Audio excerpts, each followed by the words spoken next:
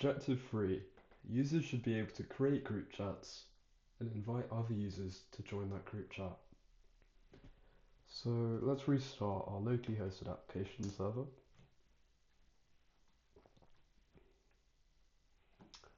You can see it's running. And I already have it open here. Let's just refresh the page. And let's sign in with an existing user account I already have.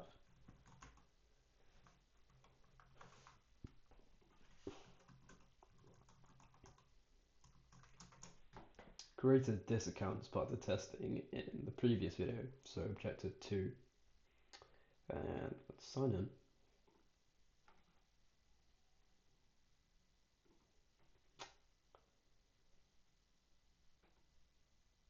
It redirected me to group invites because that's what I clicked on uh, before, and then that redirected me to the sign in page. Now, obviously, because it remembered that I was trying to visit this page initially, it redirected me to this page once I successfully signed in. But what I'm actually looking for is the create group page. And the first test case is to create a group with valid usernames to invite. Now, if we look at the user table, these are all the users that already exist. So some valid users are Adam and ASD.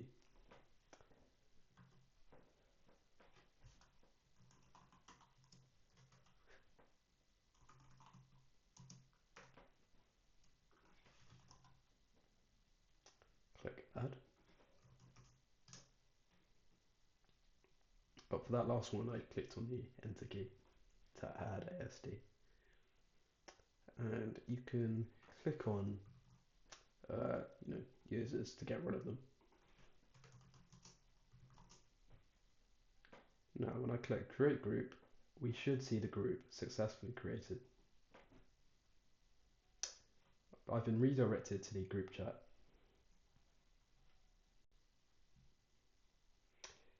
Now we can see that user can now access the group chat from the page. So let's say I was to go back to that form. I went back to the chats page. The user is now part of this group. In fact, if we click on the options, user is part of it. And now let's make sure that the database has been updated. So for this one, what we're going to be doing is checking the user, well, a couple of tables actually. First, let's see the group table, because that's where we're going to check if our group's been created. We can see over here that group 7, most recently created group. You can see the timestamp does match. I'm recording the whole screen. And with the group ID of 13, group ID 13, you can see in the URL bar. That's how the roots work. And we have, it even says group ID 13 here. So the group's been created. Now let's make sure that Avnash and 13 has been added in the user group table. So the user group table is the linked table between user and group, because obviously there's a many-to-many relationship between the user table and the group table. And because essentially, a user can be part of many groups, and one group can have many users in it. You can see it at the bottom. Avnash 65432. Let me just extend that. And 13 has been added to the user group table. So that test has been passed. Let's try the next one. So the next test case is to create a group with 2 valid usernames and 2 invalid usernames. The form should not successfully submit.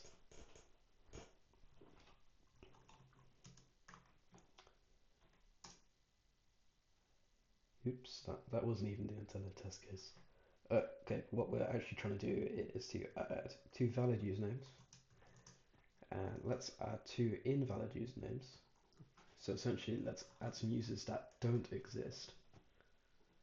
So I'm just going to show you the user table again.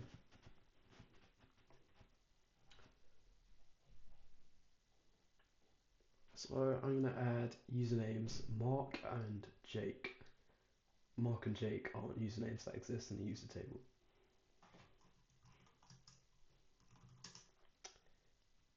So Adam and ASD are valid usernames, but Mark and Jake aren't. The form should not be successfully submitting. And it doesn't. Sadly, these users don't exist. And we can see a list of the users that were in fact invalid.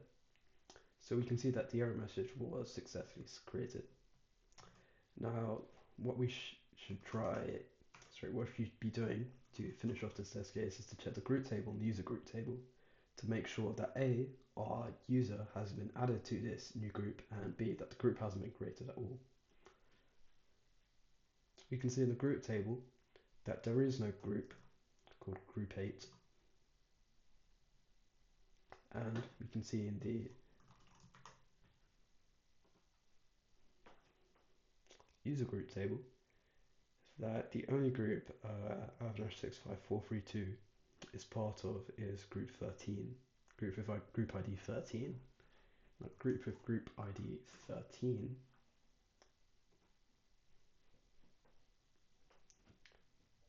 is group 7, which obviously we're already part of.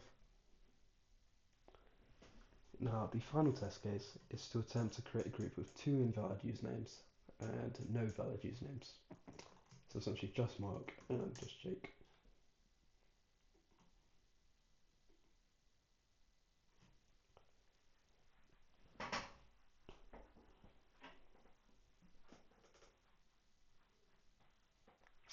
And that didn't work, and obviously we didn't want it to work. So let's make sure group 8 hasn't been added, which it hasn't. And we can see that the only no extra groups have been created. There is no group with, say, a group ID 14. And the only group we're in is the group with group ID 13, which was group 7, which obviously we're already part of. So that test case has been passed. And one more test case. Let's try the same thing. Instead of entering a bunch of users, what we do this time is essentially submitting the form with no users added. And we can see an error message.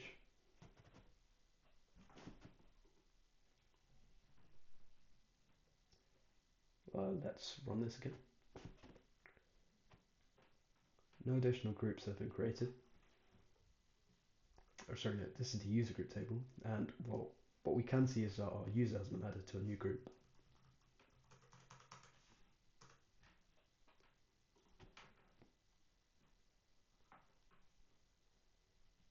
But what we can see is that we can also see now is that no new group has been created. Essentially, group 8 doesn't exist. So that test case has also been passed.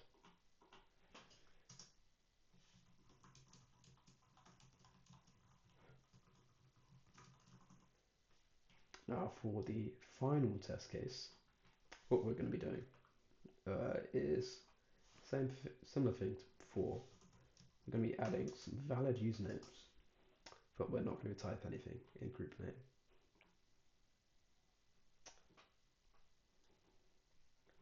And I can click on create group as many times as I want, but it won't let me submit without essentially filling in this.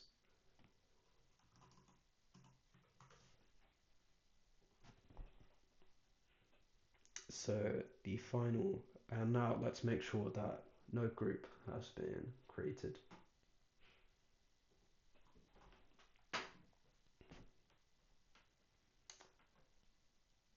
We can see here that the user has been, no new group has been created. And if we check the user group table,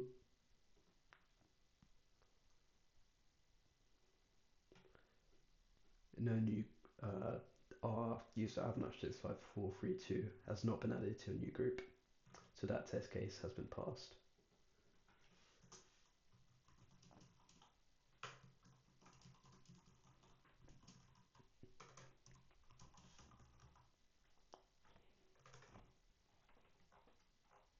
So that concludes the testing video for Objective 3. Users should be able to create group chats and invite other users to join that group chat. All test cases have been passed.